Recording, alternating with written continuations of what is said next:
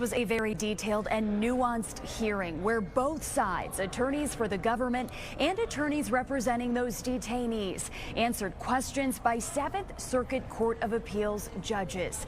In mid-November, another federal judge sided with attorneys representing those detainees who argued they should have never been arrested in the first place, saying that federal agents violated a consent decree that was signed back in 2022, stemming from a lawsuit filed even earlier in 2018.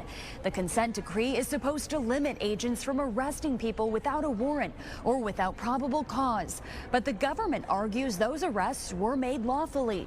Last month, 1 week after Judge Jeffrey Cummings' ruling, the 7th Circuit Court of Appeals put a pause on the sweeping release of more than 600 men and women, some who by now have already been deported. Attorneys believe there are some 400 detainees left.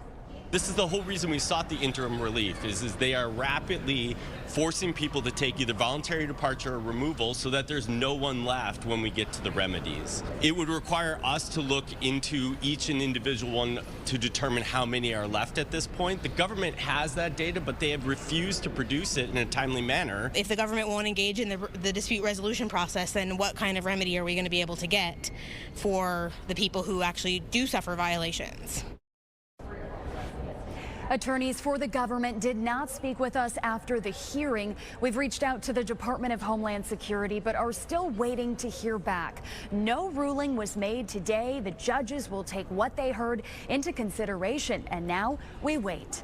Reporting live at the Dirksen Federal Courthouse, Casey Cronus, Fox 32, Chicago.